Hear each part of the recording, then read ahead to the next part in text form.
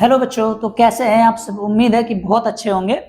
और हम जो क्लास 11th वाले जो बच्चे 12th में पहुंच गए हैं उनके लिए वीडियो रिकॉर्ड कर रहे हैं। भौतिक विज्ञान का नया सेशन हम लोग स्टार्ट कर रहे हैं।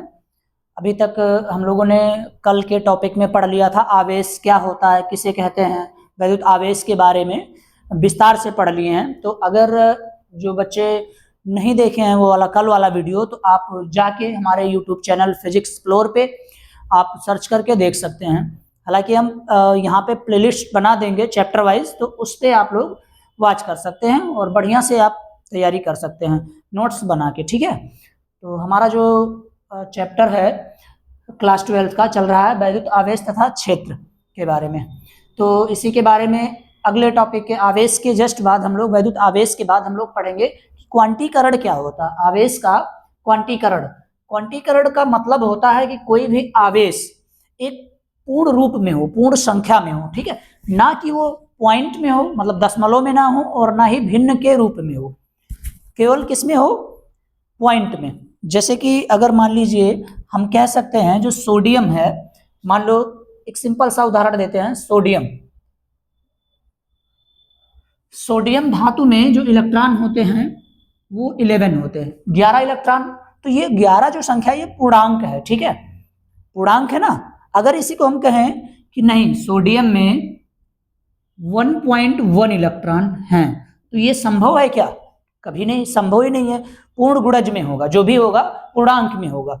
क्योंकि अगर इलेक्ट्रॉनिक विन्यास करेंगे हम लोग इसका, सोडियम का, तो पहले कोष में हम 1 इलेक्ट्रॉन भरेंगे, क्योंकि 1.1 का मतलब क्या होता है, दूसरे में कितना इलेक्ट्रॉन हम भरेंगे, दूसरे सेल में इसके 0.1 कोई इलेक्ट्रॉन तो होता ही नहीं। इसीलिए हम लोग यहाँ पे क्या करते हैं, ये समझते हैं कि जो इलेक्ट्रॉन होते हैं, इलेक्ट्रॉनों की संख्या हमेशा पूर्णांक में रहेगी। 1 होगा, 2 होगा, 3 होगा, 4 होगा, 5, 6, ऐसे आगे बढ़ते रहेंगे। लेकिन ये कभी दशमलव में नहीं होंगे और ना ही भिन्नात्मक रूप में। तो यहाँ पे जो डिफिनेशन है ये पूछा जाता है एग्जाम में, 1 नंबर के क्वेश्चन में, कि आवेश का क्वांटीकरण किसे कहते हैं।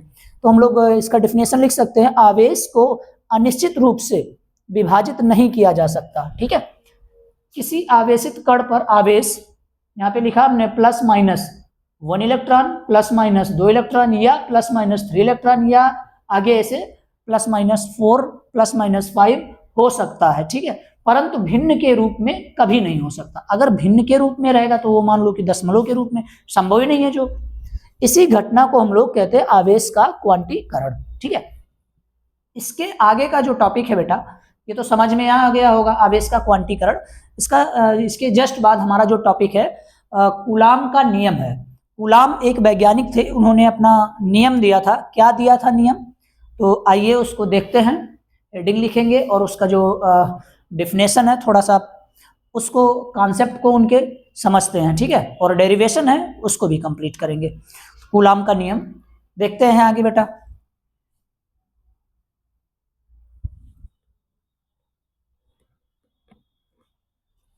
ठीक है बेटा, तो देखते हैं हम लोग कूलाम का नियम। जो अगला टॉपिक है हमारा आवेश के क्वांटीकरण के जस्ट बाद है।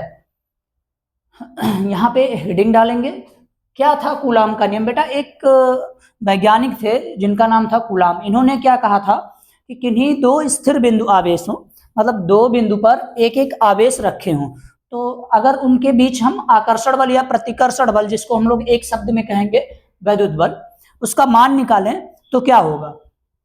आकर्षण जो बल होता है, दोनों बिंदु आवेशों के बीच की जो दूरी हो, आवेश होते उनके गुणनफल के समानुपाती, या हम लोग बोले तो अनुक्रमानुपाती, इसी को हम लोग समानुपाती भी बोलते हैं, या अनुक्रमानुपाती। और इन दोनों आवेशों के बीच की जो दूरी होगी उसके व्युत्क्रमानुपाती होती है। अच्छा ठीक है, हम समझते हैं कैसे। एक यहाँ चित्र के माध्यम से छोटा सा, मान लो 2 बिंदु आवेश हैं। यहाँ पे बिंदु ए है और थोड़े दूर पे यहाँ पे बिंदु बी है। ये एक बिंदु ए है, दूसरा बिंदु बी है। तो एक पे यहाँ पे हम लोग ऐसे आवेश को मिला देते हैं। ये हमारा दूरी हो गया, बिंदु ए और बी। बिंदु ए पर जो आवेश है बेटा वो Q1 आवेश है। ठीक है, और बिंदु बी पर Q2 आवेश है। ठीक, क्लियर।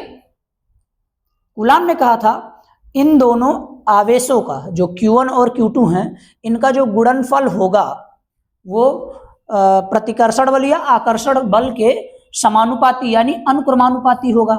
देखते हैं। और दूसरा पॉइंट इन्होंने दिया था कि जो दूरी होगी इन दोनों आवेशों के बीच की दूरी यानी A और B के बीच की जो दूरी होगी, मान लो यहाँ पे दूरी हम लोग मान लेते हैं कि R दूरी है, ठीक है, स्मॉल r दूरी।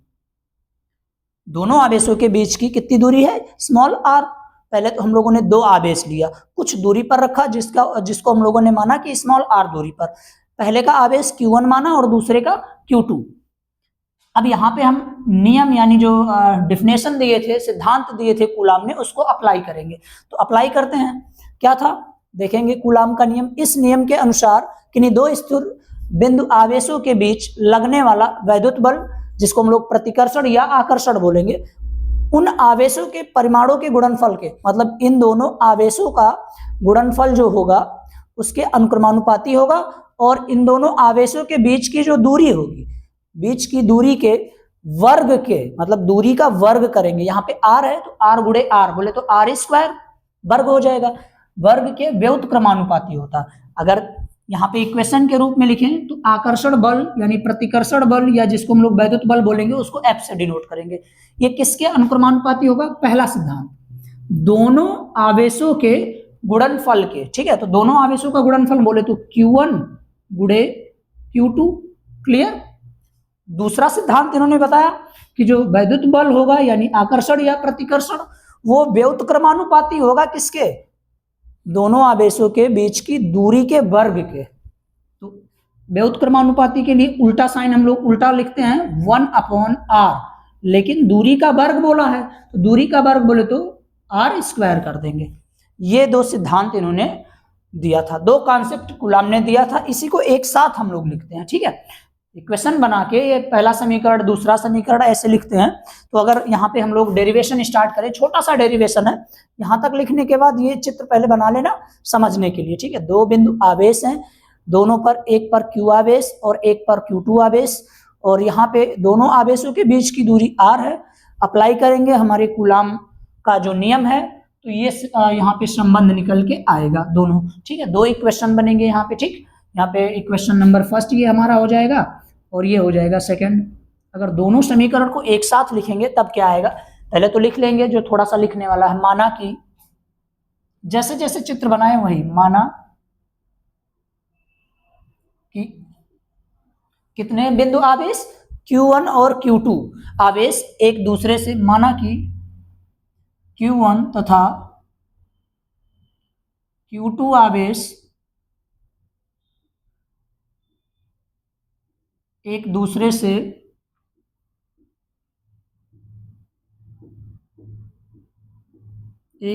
से स्मॉल r दूरी पर,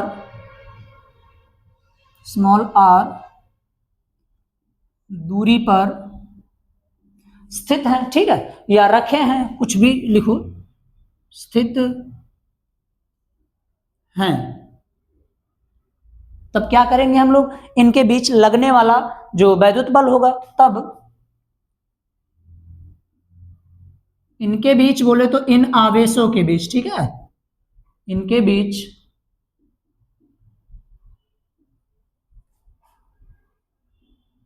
लगने वाला वैद्युत बल किससे डिनोट करेंगे बेटा? उसको कैपिटल F से डिनोट करेंगे, ठीक है, वैद्युत बल को F। ध्यान से देखना, दोनों समीकरण यहाँ पे है ना, दोनों समीकरण को एक साथ अगर हम लोग करें तो अनुक्रमानुपाती का साइन लगा देंगे, यहाँ पे आवेश का गुणनफल कर देंगे, यहाँ पे Q1 गुणे में Q2, और क्या कर देंगे? गुणे में 1/r स्क्वायर। सेम चीज है, क्योंकि अगर देखें ये समीकरण है, मान लो ये पहला समीकरण, ये दूसरा समीकरण, यहाँ पे जो बायां पक्ष है समीकरण 1 का और 2 का, दोनों क्या है? आपस में बराबर है, ठीक है। तो इन दोनों को यहां से हम लोग F को एक बार लिखेंगे कॉमन करके, तो F अनुक्रमानुपाती का sign and then Q1 Q2 और बटे में r स्क्वायर। इसी को हम लोग एक साथ अगर लिखते हैं तो F अनुक्रमानुपाती Q1 गुणे Q2 और बटे में क्या हो जाएगा R स्क्वायर। ध्यान से देखना, Q1 गुणे Q2 गुणे 1 का मतलब हो जाएगा Q1 गुणे Q2 केवल, और बटे में है R स्क्वायर हमारा। अब ये जो अनुक्रमानुपाती का साइन यहाँ पे दिख रहा है बेटा ना, इसको हम लोग हटाएंगे, क्योंकि हटाना पड़ेगा हम लोगों को। अभी तो ये हम लोग सिद्धांत कर दिए, अब डेरिवेशन कर रहे हैं, तो डेरिवेशन के लिए यहाँ पे बराबर का साइन जब तक आएगा नहीं तब तक फार्मूले के रूप में ये कन्वर्ट नहीं होगा। क्या करेंगे यहाँ पे, इस प्रकार के जब साइन आए हैं भौतिक विज्ञान में, तो हमेशा हम लोग क्या करते हैं, किसी कांस्टेंट वैल्यू यानी नियतांक से हम लोग मल्टीप्लाई कर देते हैं और ये चिन्ह कन्वर्ट हो जाता है बराबर इक्वस में। यहां पे देखेंगे F बराबर, ये जो चैप्टर है वैद्युत क्षेत्र या वैद्युत आवेश, इसमें जो हमारा कांस्टेंट वैल्यू होता है वो होता है वैद्युतशीलता का। तो यहाँ पे इसकी जगह पे हम लोग कर देंगे के से प्रदर्शित करते हैं, ठीक है। हम लोग यहाँ पे परावैद्युत इसको बोलते हैं, सॉरी वैद्युतशीलता नहीं, परावैद्युतांक बोलते हैं परावैद्युत पदार्थ के लिए। तो के से हम लोग एक नियतांक से गुणा कर दिए, बाकी पूरा वैसे कॉपी कर देंगे Q1 गुणे Q2 और बटे में R स्क्वायर। ये आ गया हमारा कूलाम का नियम यहां से, ठीक है। कूलाम ने यही नियम दिया था। अब जो ये यहाँ पे के है, निर्वात में हम लोग अगर इसका मान रखेंगे तो या तो दिया होगा के का मान, जो हमारा यहाँ पे ये परावैद्युतांक इसको बोलेंगे के को, के जो है हमारा निर्वात अथवा वायु का परावैद्युतांक है, इसका मान या तो दिया होगा। अगर नहीं दिया है तो ये कांस्टेंट वैल्यू होता है, के जो होता है यहाँ पर, यहाँ जहां लिख लेंगे के जो होता है बेटा, के बराबर 1/4 पाई एप्सिलॉन नॉट के बराबर होता है, ठीक है। इसका मान होता है के बराबर 1/4 पाई एप्सिलॉन नॉट, ठीक। और यही 1/4 पाई एप्सिलॉन नॉट, या तो के की जगह पे इसका भी एक मान होता है 1/4 पाई एप्सिलॉन नॉट का। क्या होता है आगे देखते हैं, के बराबर 9 × 10 के पावर 9 ये होता है, ठीक है। यहाँ पे चाहो तो लिख लो, जो ये एप्सिलॉन नॉट है इसको हम लोग बोलेंगे वायु अथवा निर्वात की वैद्युतशीलता। एप्सिलॉन नॉट को ये जो ई की तरह बनाए हैं हम लोग, एप्सिलॉन नॉट इसको बोलेंगे, इसका मान इसको हम लोग बोलते हैं वायु अथवा निर्वात की वैद्युतशीलता। ये जो एप्सिलॉन नॉट है इसको हम लोग वैद्युतशीलता बोलेंगे, किसकी, वायु अथवा निर्वात की। यहाँ पे लिख दिया हमने, ठीक है, वैद्युतशीलता। एप्सिलॉन नॉट हमारा वैद्युतशीलता है। यहाँ पे पुनः के का मान हम लोगों ने क्या रख दिया, 9 × 10 के पावर 9। अब ये जो फार्मूला हम लोगों ने डिराइव किया है इसमें अप्लाई कर देंगे के की जगह पे, क्या हो जाएगा, के बराबर, सॉरी के नहीं, एफ बराबर वैद्युत बल, एफ बराबर हो जाएगा यहाँ पे के की जगह पे क्या रखेंगे बेटा, 9 × 10 के पावर 9 और गुणे में हमारा क्या है, Q1 Q2 upon R square, Q1 Q2 upon R square. ये हमारा न्यूमेरिकल के लिए यानी आंकिक प्रश्न जब सॉल्व करेंगे उसके लिए ये कंप्लीट हो गया, ठीक है। ये हो गया हमारा कूलाम के नियम का डेरिवेशन, सिंपल सा है। इसमें क्या क्या किए, चित्र बनाया, डेफिनेशन, इनका जो सिद्धांत था इस नियम को लिखा हमने और उसी नियम को हम लोगों ने अप्लाई कर दिया यहाँ पे डेरिवेशन करने के लिए। तो ये हमारा आ गया कंप्लीट। अच्छा, एक चीज और ध्यान देना, जो ये वैद्युतशीलता हम लोगों ने लिखा है ना, इसका भी मान होता है, ठीक है। आगे बताते हैं जो एप्सिलॉन नॉट होता है उसका मान क्या होता है, ध्यान से देखना बेटा। एप्सिलॉन नॉट यहाँ पे, ये जो एप्सिलॉन नॉट लिख लेंगे, चूंकि एप्सिलॉन नॉट बराबर इसका एक वैल्यू होता है निर्वात अथवा वायु के लिए, यहाँ पे हम लोग लिखेंगे, कितना लिखेंगे, अब ध्यान से देखना इसको, 8.85 × 10 के पावर -12, ठीक है, याद रखेंगे। मात्रक क्या हो जाएगा इसका, कूलाम स्क्वायर प्रति newton × metre square. Clear. Epsilon naught का मान 8.85 गुणे में 10 के घात -12 कूलाम स्क्वायर प्रति न्यूटन मीटर स्क्वायर। क्लियर हो गया अब यहाँ पे। अब आगे अगर हम लोग निर्वात अथवा वायु के लिए सॉल्व करेंगे तो ये वाला फार्मूला अप्लाई करेंगे, ठीक है, ध्यान रखना। अगर वैद्युत बल निकालना है किसी दो आवेशों के बीच तो हम लोग यही फार्मूला अप्लाई करेंगे जो कूलाम के नियम से हम लोगों ने सिद्ध किया है। दो आवेशों के बीच यहाँ पे आकर्षण बल या प्रतिकर्षण बल जिसको हम लोग बोलते हैं वैद्युत बल, ठीक हो गया क्लियर। अब अगर यहाँ पे आगे देखेंगे हम लोग ध्यान से, जो एप्सिलॉन नॉट होता है इसका मान तो हम लोगों ने निकाल लिया, ठीक है, इसका मान कूलाम स्क्वायर प्रति न्यूटन मीटर स्क्वायर में इतना हम लोगों ने ज्ञात कर लिया। आगे इसका बीमा पूछा जाता है कभी कभी, एप्सिलॉन नॉट की बीमा, एप्सिलॉन नॉट ये वैद्युतशीलता है निर्वात अथवा वायु की, तो एप्सिलॉन नॉट की बीमा, बेटा बीमा क्या होता है क्लास 11th में जो हम लोगों ने पढ़ा है बीमीय विश्लेषण सूत्र वाला, उसमें हम लोग उसी से हम लोग सॉल्व करेंगे यहाँ पे।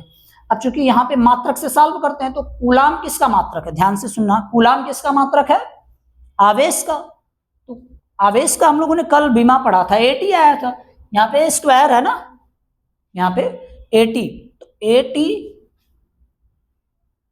ए स्क्वायर टी स्क्वायर बटे में, ये न्यूटन किसका मात्रक है, न्यूटन हमारा बल का मात्रक है। बल ध्यान से सीख लो, बीमा अभी आ जाएगा, थोड़ा सा है यहाँ पे। अब बल की बात आती, ये प्रति का मतलब होता है बटे का साइन, ठीक है, हमने लगा दिया। और बीमा को हमेशा हम लोग मॉड में लिखते हैं, ये याद रखना है हम लोगों को। यहाँ पे न्यूटन यानी बल, तो बल जो होता है F बराबर ma होता है, मतलब द्रव्यमान गुणे त्वरण, और त्वरण क्या होता है, वेग परिवर्तन बटे समय अंतराल, पढ़ा है हम लोगों ने। त्वरण जो होता है वेग परिवर्तन बटे समय अंतराल। यहाँ पे अगर हम बीमा निकालें तो ये हमारा द्रव्यमान भार का जो बीमा होता है वो हमेशा होता है कैपिटल M। यहाँ M लिखा है, इसका मतलब M नहीं, ये मास होता है। भौतिक राशियां जब हम लोग पढ़ते हैं क्लास 11th में, वहां पे सिखाया जाता है। तो यहाँ पे आ गया द्रव्यमान की बीमा, बचा यहाँ पे क्या, त्वरण की बीमा। त्वरण का बीमा बेटा क्या होता है, मीटर प्रति सेकंड स्क्वायर मात्रक होता है, मीटर प्रति सेकंड स्क्वायर। मीटर किसका मात्रक, दूरी का, बटे में सेकंड को हम लोग टी से, स्क्वायर है, अगर इसको ऊपर लेके जाएंगे तो टी के पावर -2 हो जाएगा, तो यानी त्वरण का जो बीमा हो जाएगा L T -2। तो ये जो न्यूटन था यानी बल, बल का ही तो मात्रक है, तो इसका बीमा हम लोगों ने निकाला MLT -2, MLT -2, ठीक है।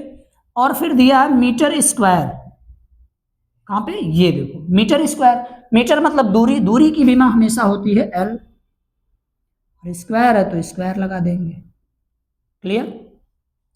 अब अगर ध्यान से देखो एक लाइन में आ जाएगा, क्या होगा बीमा इसका, इन सभी को बटे के नीचे जो लिखे गए हैं जितने भी वैल्यू सभी को ऊपर भेज देंगे।